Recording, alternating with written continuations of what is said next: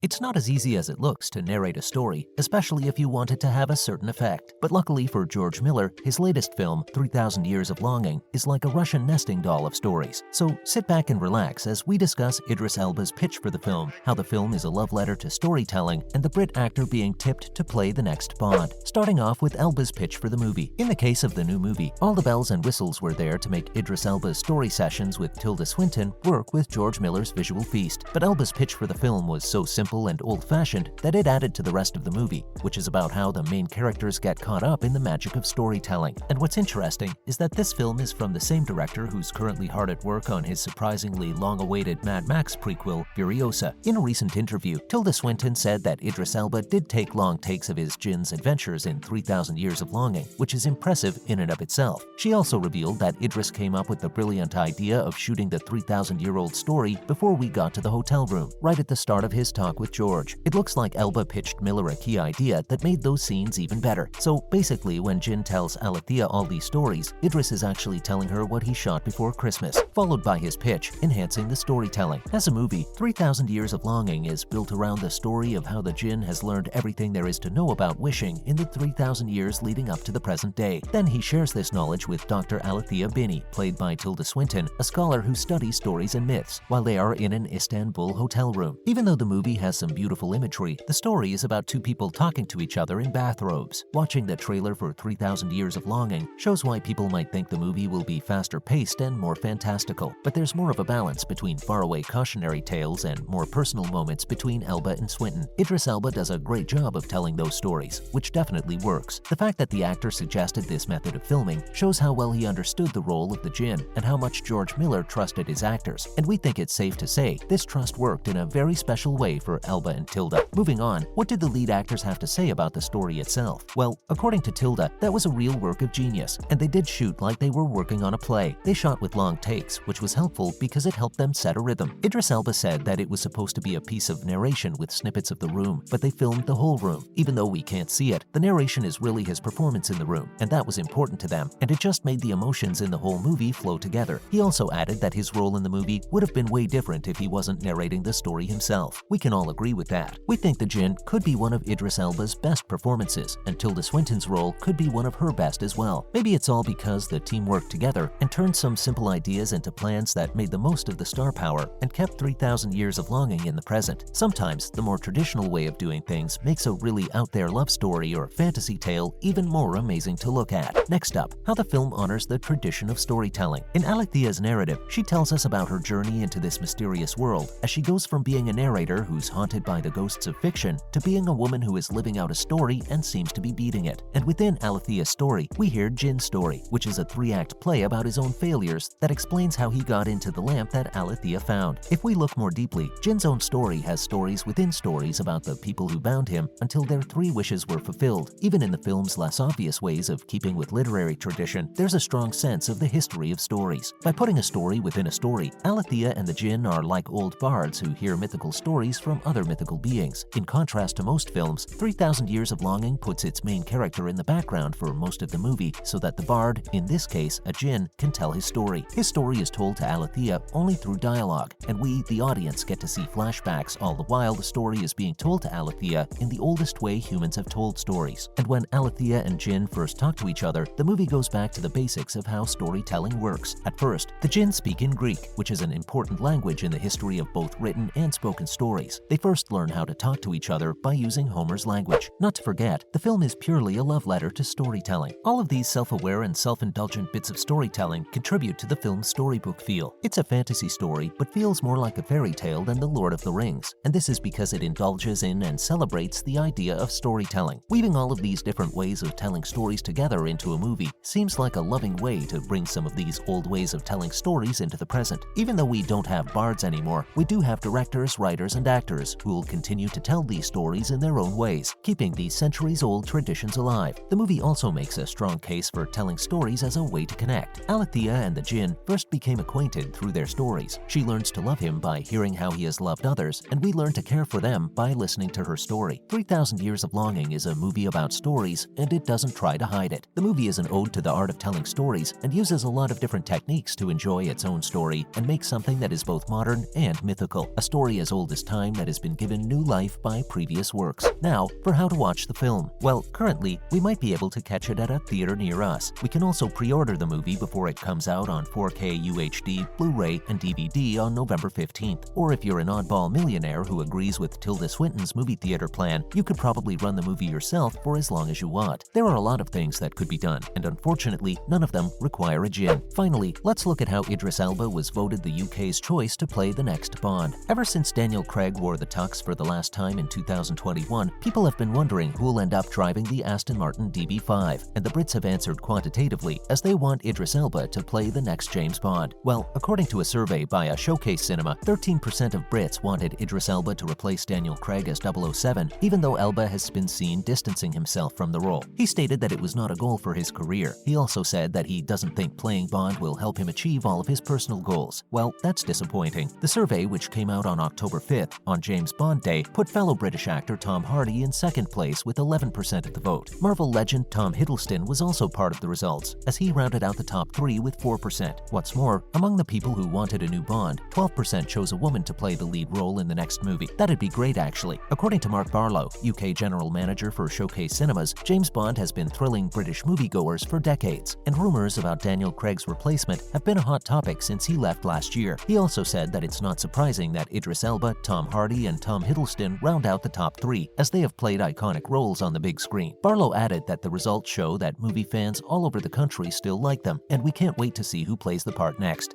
We can't wait either. That's all for this video. What do you think of George Miller's 3,000 Years of Longing? And do you think Idris Elba should play the next 007 agent? Let us know in the comments below. Don't forget to like this video and subscribe to our channel for more exciting content in the future. Thanks for watching. See you next time.